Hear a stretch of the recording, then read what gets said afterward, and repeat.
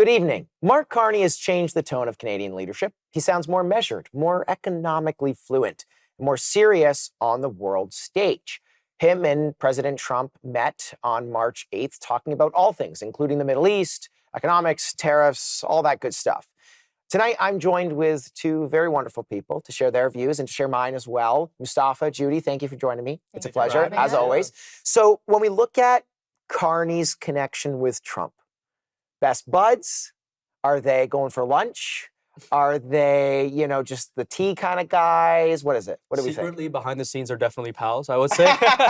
but then obviously they have to. But no, jokes aside, You're getting the stare from Judy. She's no. I don't think that Donald Trump cares about Canada. He's clearly expressed that. He sees us as, much weaker, totally dependent on the U.S. And as far as we're concerned, I think he's just playing around. No, I don't disagree with her one bit. I do think that Trump is coming from a point of advantage over Canada, thinking he has leverage over us too. And that sort of led him to bullying us as a country. Well, it was kind of funny. Many other countries too. When he was just floating the tariffs, a lot of Canadians were so, and I'll say this, were so ignorant and arrogant to say that Donald Trump had no leverage over us. Mm-hmm. And I'm sitting there, I'm like, really? They consume the 1/3 of the world's consumers. So I don't know how that you could possibly say that. They're the largest global hegemon right now.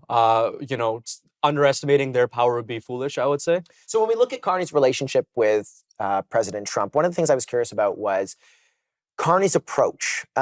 We saw Trudeau take like a very defined approach, and I'm thinking, thank God we have somebody who's actually willing to have a relationship with the South, because we need that. Mm-hmm. But when we look at Carney's approach, Judy, are you critical of Carney's approach with the relationship specifically with Donald Trump? Or I'm not talking about anything else. I'm not talking about Canada's economics. I'm just talking about his approach to the relationship.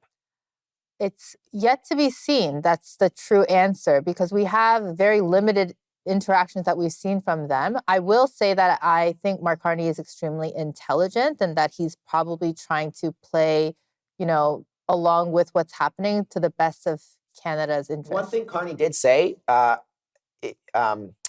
a recent trip was he came out and said, look, the president is actually very open to discussion behind the scenes, behind closed doors. And Trump is like that. Like he will be a different person when the cameras aren't there. But when the cameras are, he will start making these big statements. And it makes you feel like it's a different person you're talking to. It's true. I've seen people like that. But having said that, Mark Carney has also spoken out of both sides of his mouth. But again, you almost have to, and you can't be totally transparent and say exactly what you mean when you're in negotiations. And I think that's what's happening here. I would say that on both sides. But when you are this sort of global superpower, your words mean a lot. They have gravity with what's coming out of your mouth as well. So I don't expect you to say one thing behind closed doors and the next thing in front of the press. With Donald Trump, very confusing. You maybe should. Yeah, I know, because he thinks one thing at 9 a.m. and then by 5 p.m. he thinks a completely different policy. Or maybe he's had the same thought the whole time. He just wanted you to think that he had a different thought. Anyways, when we look at Carney's approach, one of the things I was curious about. So Carney's building diplomacy all over the world, but we are seeing a mass increase in defense spend, which is something that the president actually called us out for. Do we agree with that? I mean, we look at like a $35 billion Arctic game plan. Is this a good step? Is this positive? Definitely. Yeah, it's absolutely necessary. It's spending money we don't have?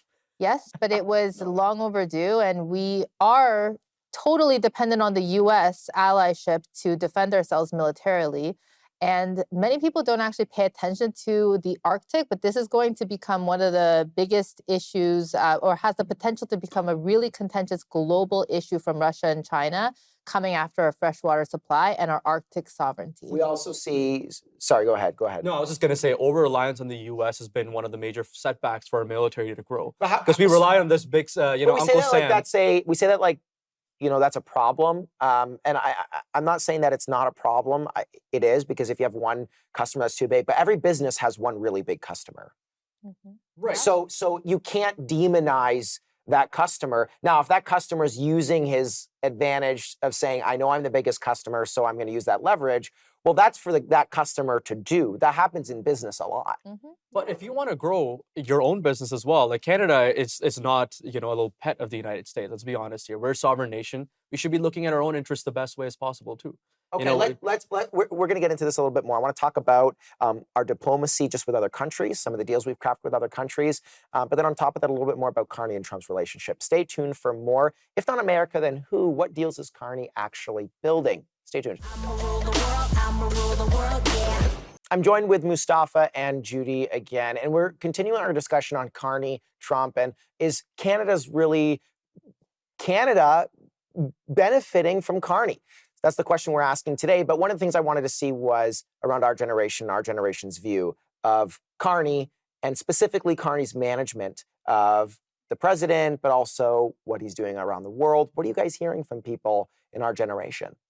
Well, I think that according to the polls, a lot of the younger than 35 age group wanted to vote conservative, and they supported Poilievre over Carney. So I think it's a bit of a disappointment to not know that we're for sure getting a different approach than previous Liberal governments. Do you think it would be a different approach? Of course it would have been. What would have differed? Well, first of all, I think Donald Trump, massively impacted the Canadian election by supporting Poilievre on Twitter, right, or X as it's called. So that was not good for Poilievre. It was good for Carney because he ran on the platform of I am not Donald Trump. And for some reason, Poilievre was labeled as such. And I think the thing is that young people wanted a different voice, a different change of government, and they supported Poilievre to do that. But there were a lot of factors that impacted that, including Donald Trump's support. I would say, yes, that was the case about a year ago, but things have been fastly changing now. Given how a lot of my friends who are conservative have been telling me, you know what, we're probably wrong about Poilievre, and we think Carney, though he's not perfect, is taking the right approaches when it comes to immigration, defense, international trade. Look at how much we've diversified in the last few months. Right approach? He's doing something that's different than what previous prime ministers might have. We have a captain who's sailing this boat in a different direction compared to the ones previously. And, we should be looking at this as from a new Canadian age. We're making new partners, new friends. And it's something Canada should have done decades ago. What's different about Carney's approach than other prime ministers? Over-reliance in the U.S. That's something that we've always been. They're best friends. If they do good, we do good. But if they get a cold, we get a sneeze as well. That's not what we should be happening. Because right now, Canada's job market is being affected a lot. And that plays a role with that. You will never get out of that. Just by virtue of the fact of who we are, 90% of our people live close to the border of the U.S. Yes, I agree that we are our own nation. I'm not arguing that we should, succumb to any whim of Donald Trump or the U.S. government or economy for sure. Right. But the question that you asked, Sam, you can't really answer that. How is Carney doing differently? I mean, he's his own man. He's certainly doing some things that I agree with, like you said. And I think he's behaving in a lot more centrist way than maybe people would have expected from a Liberal government. I would probably agree. I mean, I've been quite impressed with some of the infrastructure spending and the way that he's handling the relationship with President Trump. When we look at, for example, relationships with other countries, are a lot of these trips just like symbolic to show the United States and say, yeah, don't worry, we're getting deals elsewhere? Or are these deals actually beneficial for Canadians? I hope that these are something that they're going to set in stone for the long term as well, right? Because I've seen the numbers go down in terms of trade with the United States by a bit. Like, I think we're looking at about 75% of trade with the United States now, maybe lower than that, in the higher 60s than it was previously. The numbers that the pledges that the Carney government is making with other countries, it's unheard of before. Like with Qatar, with China, with the Koreas, with Japan, how they had a recent pact with them, and India as well. Like, these are major global powers that Canada probably never reached out to, but is now knocking on their doorstep. The one thing, though, when we look at the China deal, 49,000 EVs being let into the country, that's actually very nominal. Like, that's not a big amount. Now, I'm not trying to be our auto sector as well. Like, we start with a drop in the water, and then we see how the market behaves with it, and then you slowly start to move out. Well, I have a question back for you guys. Are you concerned that Carney's making deals with people that he has previously claimed to be serious national security threats to Canada? Qatar and China are not the first names of countries on the list when I think of people who I want to have vested interest in my country. What would you say to people who think the United States is a security threat? Yeah, those are the same names that the United States would have put as a security threat. In what way? Yeah, I mean, look, like I wouldn't put the United States as a security threat at all. I almost just ask it out of devil's advocate. Let's go with devil's advocate. How are they a threat? I mean, I don't think that if you ask the younger generation, more of the older generation is married to this idea of we are Canadian, but they don't even know what that means. They think, to them, I suspect it means we are not American. And I do think we have amazing Canadian values from the older generation, but the younger generation is focused on things like the economy, housing affordability, and the ability to make a good life for themselves. And they could probably care the least about how they're able to do that. Actually, Judy, that was well said. Yeah. What are your thoughts, just really quick, just to close it off here? Yeah, I think a lot of these countries who we probably had a beef with in the past was thanks to our relationship with the United States. Okay, so one of the things that we've heard Prime Minister Carney say is that Canada is getting stronger. Where do the economic numbers actually support that? That's something I want to talk a little bit about. In some ways, Canada is getting stronger. You can make that argument. We're making a lot of deals. We're cracking a lot of deals with new countries. Not new countries. We're cracking a lot of deals with countries that we haven't necessarily had before. Mm-hmm.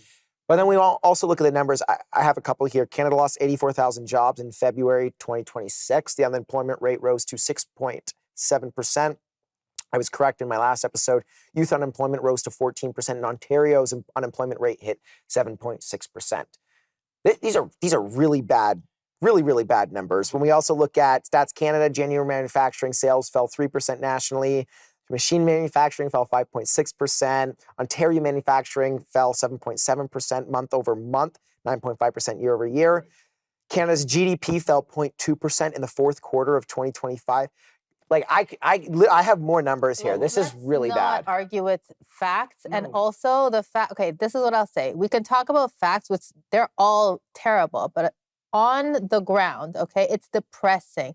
We're from, people, you have friends. Myself included, yeah, we're all yourself struggling, included. I have friends who haven't been able to find a job for a year and a half. I have people who were hired then let go with structural changes within 3 months. I mean, me, myself, I should be at the age where I should be able to purchase my first home. I'm unwilling to do that. Consumer confidence, restaurant spending, people willing to go out and entertain themselves to be able to live their life. People are working 2 to 3 jobs just to be able to pay their bills. Let me ask this question, I'm with you.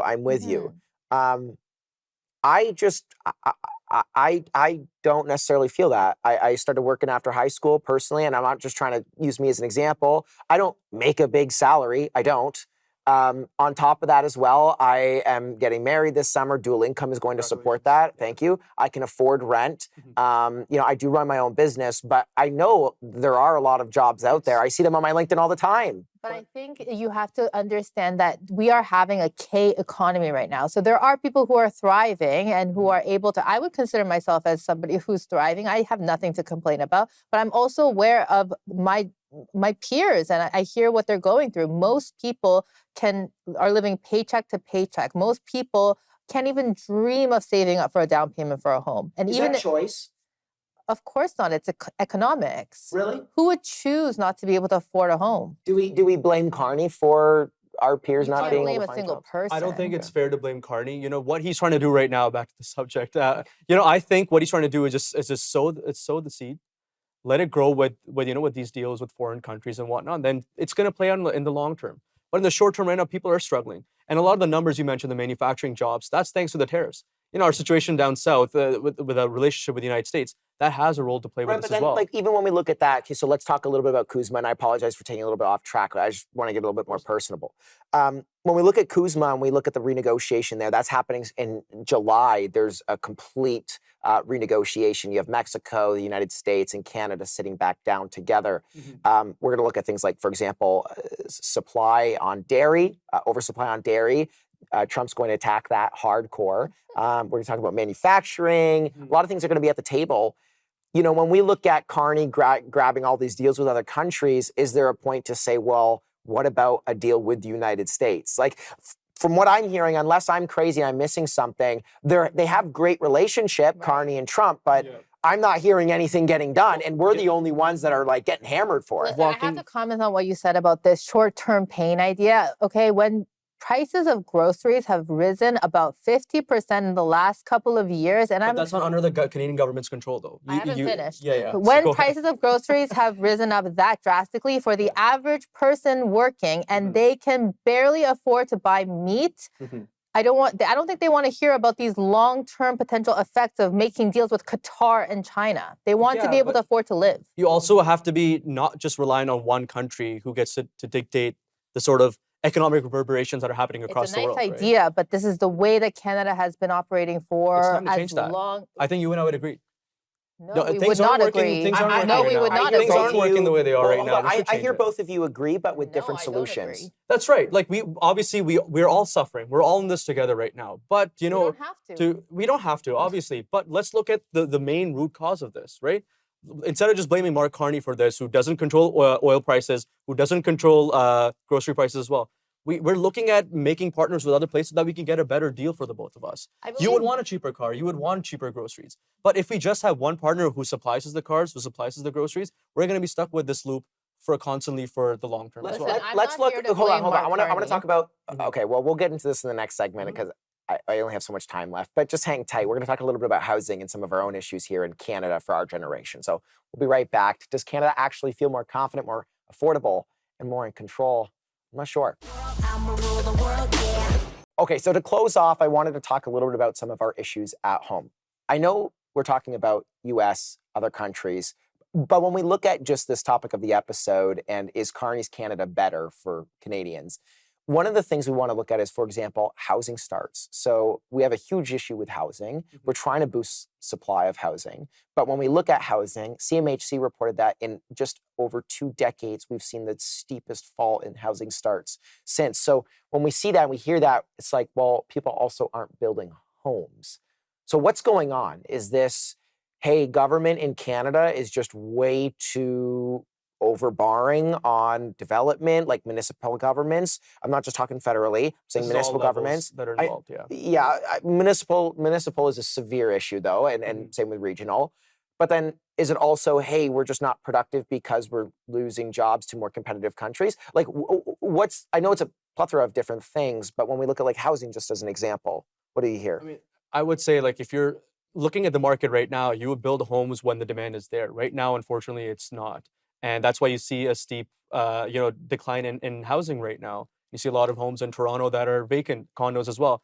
But yes, I feel like given that we are sort of in a recession right now, once we're able to get out of that, then we can look at more housing starts. But developers are sitting here saying, why should we build homes when there's no demand for it? I just want to clarify the demand comment. It's not that there is not a consumer desire to buy homes, but the prices of homes are not matching affordability and the job market. Okay, so when we look at housing starts, though, like, I wonder, is this just overtaxation of Canadians? Like, we are no longer competitive on a tax base. Like, even when for some reason, people hate Florida. I don't understand. They have $15 billion in cash reserves sitting there. They're not in debt. They're thriving as a state. They have no state income tax. Productivity is through the roof. They have so much innovation going on there. And they have some of the lowest tax rates. Well, I mean, does that coincide though, or is it just that it's because they're in the United States, so that's why it goes well? No, I mean, generally speaking, if we're talking from a political theory perspective, right? The less regulation you have, the more innovation you enable. Canada has much more bureaucracy and legislation, and therefore our innovation is capped. So when we look I'm not going to disagree with her on that, because I think it's high time that Canada should get away from the days of the past and look at restructuring our tax system, because we need to be giving incentives for companies to be moving here. Is that taxing the rich? No. I'm also thinking it seems like they're the only ones that can save us from this productivity issue right now and trying to bring more jobs to Canada. But also give incentives for younger people to be innovating again. To be excited about building bigger things. For a long time, Canada hasn't built anything big. That happened in the 70s and maybe in the 60s, and started dying off in the 80s and 90s and 2000s. Like, we haven't seen anything big. We have a few. Shopify is a big success story in Canada that is of recent years. But I will say, I never think that more taxation is the answer for anything. Okay, so if we agree on that, then when we look at some of Carney's approach with regards to other countries and even just with renegotiations of Cusma, that is going to significantly impact these things. Do you guys think that Carney's kind of waiting to strike the final deal? Like, I'm waiting for the headline that says, Carney strikes deal with President Trump. Is that going to happen? If Trump wills it to happen, then it will definitely happen. Or he's if coming Carney in this wills it with. to happen. But we've tried it constantly. We've Have been we to played Florida. ball? We've been to Mar-a-Lago. We've talked to him many times, but he doesn't want to. There's just some itch in him that he doesn't want to be able to sit down and want the best for Canadians as well. Let's be clear. One thing that I think people mistake when they talk about Donald Trump is calling him dumb He's or not dumb. No. or changing his mind on a whim. I will say these are clear things that Donald Trump has stated. He has called our bluff on our reliance on him for the military protection. He's called our bluff in our economic reliance on the U.S. and Canada was left. Let me ask this question. You guys have 20 seconds each. What has to happen in the next year for you to say Carney's headed in the right direction? I think he is stepping in the right direction, and he has been doing it What would you continuously. like to see He's in the only next been in year? it for a year, but he's like I'm saying, he's making those connections other than the United States. He's looking at partnering up with all the premiers, removing those taxes, those interprovincial trade barriers, and now we have more of a united Canada than we have ever seen in the Judy, past few your decades. thoughts? You got about 10 seconds here. The united comment is just simply untrue. But in order for me to say Carney's heading in the right direction, I would have to see the statistics you read go the other direction. But if the statistics were already down before he got into power, I don't care. Get him up. okay. Like, I don't know. What do you want me to say? I wish Keep governments going worked like down? that. I wish mean, it keep happened like getting that. worse? That's a utopia right there. All right. It's not a utopia. Okay, You can change it. We by got to policy. finish off this episode, but thank you so much for watching. I hope you enjoyed. If you have any questions, make sure to reach out and stay tuned for more. Thank you so much. I'ma rule the world, yeah.